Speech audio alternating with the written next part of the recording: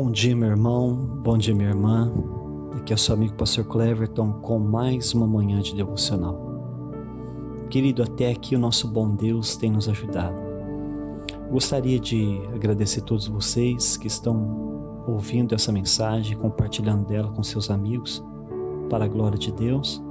Gostaria de convidar você que ainda não é inscrito no nosso canal, que você venha fazer sua inscrição e que você deixe o seu comentário. Bem, querido, na lição anterior, nós vemos Jesus revelando na casa do publicano Mateus o evangelho da sua graça. Jesus, ele veio ao mundo para salvar os pecadores. Esse evangelho da graça escandalizava os fariseus que viviam sob o regime da lei. Eles estavam naqueles dias sob a antiga aliança, na dispensação da lei. E Jesus estava introduzindo ao mundo a nova aliança, a dispensação da graça de Deus. E por isso os religiosos odiavam a mensagem de Cristo, pois a lei condenava até o melhor deles, mas a graça de Deus era capaz de salvar o pior dos pecadores. A mensagem de hoje é uma continuação da mensagem anterior. É a mensagem da nova aliança, feita com muitos através do sangue de Jesus. É a aliança do vinho novo. O tema de hoje é o vinho novo. O texto é Mateus capítulo 9, do versículo 14 ao versículo 17. Bem, querido, primeiro o texto começa a falar sobre o jejum. E depois Jesus, então, aproveitando a ocasião, pois o jejum era uma doutrina importante da antiga aliança, Jesus então pega esse assunto para fazer uma distinção entre a velha e a nova aliança, entre o judaísmo e o cristianismo. E Jesus diz, querido, aqui que nós não devemos tentar misturar as duas religiões, pois elas são totalmente distintas uma da outra. Pois o judaísmo é a religião da antiga aliança baseada na lei e no sacrifício. Mas o cristianismo é a religião da nova aliança, baseada na fé, no sacrifício de Jesus, feito por nós ali na cruz. Então Mateus 9,14 diz assim: E vieram depois os discípulos de João e perguntaram a Jesus: Por que nós e os fariseus jejuamos muitas vezes, mas os discípulos do Senhor não jejuam? Querido, nessa altura João Batista já estava na prisão. Então seus discípulos vieram até Jesus com uma dúvida: por que eles jejuavam muitas vezes e os discípulos de Jesus não?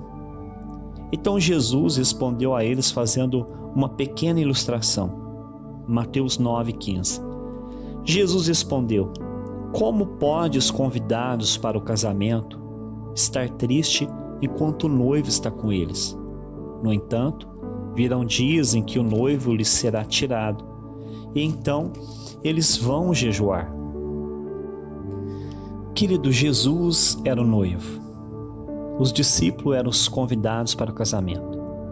Enquanto ele estivesse com eles, então não havia razão para jejuar, pois o jejum estava relacionado a luto, pranto, tristeza. E como pode alguém que está celebrando uma festa de casamento estar em luto ou em profunda tristeza? Depois, Jesus disse a eles que em breve ele seria tirado da presença deles, aí sim eles jejuariam. Isto ocorreu após a morte, o sepultamento e sua ascensão aos céus. Daquele dia em diante, Jesus estava corporalmente ausente de seus discípulos, e por isso eles estariam tristes e jejuariam para buscar a presença dele. Bem, queridos, aqui nós aprendemos uma lição valiosa sobre o jejum. Nos momentos em que nós estamos alegres, saudáveis, cheios do Espírito Santo, então nós não sentimos muita necessidade de jejuar, pois nós sabemos interiormente que o noivo está presente, Jesus está presente. Mas quando vem as tempestades da vida, quando nós caímos em tentações, quando nós oramos e parece que o céu está de bronze, o céu está fechado. Aí sim nós nos entristecemos e sentimos a necessidade de jejuar. Então nós passamos a jejuar para sentirmos de novo a presença do noivo dentro do nosso coração. Mateus 9, versículo 16.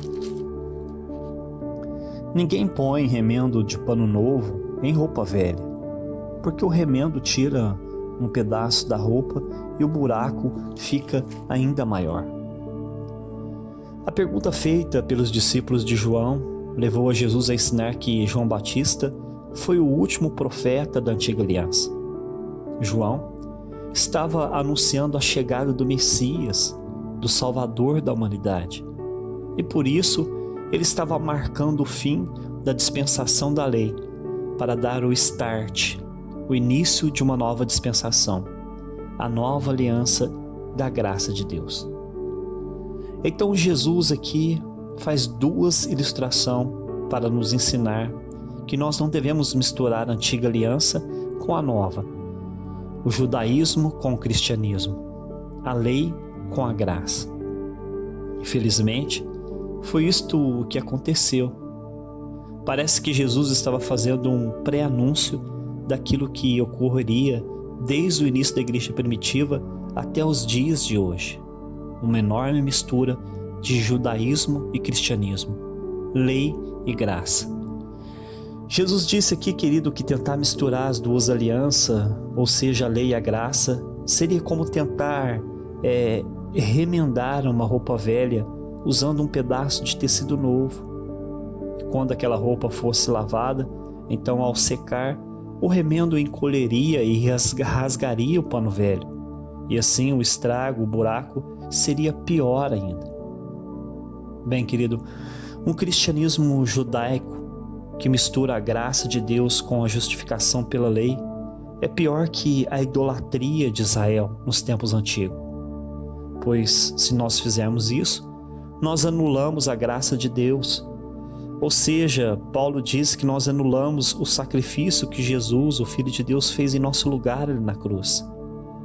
E nós colocamos então o homem como sendo o seu próprio Salvador, pois ele foi salvo e justificado pela sua obediência à lei. Em Mateus 9,17, Jesus diz assim: E ninguém coloca vinho novo em odres velhos, porque se alguém fizer isso, os odres se rompem e o vinho se derrama e os odres se perdem. Mas coloca-se vinho novo em odres novos e ambos se conservam. Agora Jesus disse que misturar as duas alianças, a lei com a graça, judaísmo com o cristianismo, seria como tentar colocar vinho novo em odres velhos. Bem, querido, naqueles dias eles tinham o hábito de guardar vinho dentro de odres que eram feitos dos testículos dos animais ou do seu couro. E quando eles colocavam vinho novo, que ainda não estava fermentado, dentro de odres velhos, que estavam secos, com certeza após a fermentação do vinho, aqueles odres não suportariam a pressão e estourariam, e sendo assim, eles perderiam todo o seu vinho. Jesus disse que vinho velho se coloca em odre velho, e vinho novo se coloca em odre novo. Bem, querido, odres velhos eram símbolo dos fariseus e dos religiosos judaicos, e o vinho velho era um símbolo da antiga aliança da lei de Moisés. Todos aqueles velhos religiosos já tinham sua mentalidade totalmente comprometida com a antiga aliança, e por isso eles não suportavam as novas doutrinas de Cristo. As doutrinas da graça, do favor merecido de Deus, eram um símbolo do vinho novo, da aliança nova. E quando esse vinho era colocado nos odres velhos, ou seja, na mente dos velhos judeus religiosos, a pressão era tão grande que logo eles se explodiam de ira e diziam que aquele vinho novo, que aquela doutrina da graça de Cristo era uma blasfêmia contra Deus. Mas, em contrapartida, lá estavam os publicanos, os pecadores, os filhos pródigos, a mulher adúltera, Zaqueu, o publicano, que não eram religiosos, mas eram como odres novos. Eram vasilhas vazias que estavam disponíveis para serem cheios do vinho novo da graça de Cristo. Enquanto os velhos religiosos tentavam alcançar o céu através das suas próprias obras da lei, os pecadores estavam arrependidos aos pés de Jesus. Eles viam seus próprios pecados através da lei de Moisés, pois a lei apontava para o dia de Yom Kippur, o dia do perdão, onde eles deveriam se apresentar diante de um sacerdote com um cordeiro perfeito, que após ser morto no lugar deles pelos seus pecados, então eles estariam purificados diante de Deus. Queridos, Deus não enviou a lei de Moisés com o propósito de salvar a humanidade, mas com o propósito de revelar o nosso pecado. Sem lei não existe transgressão.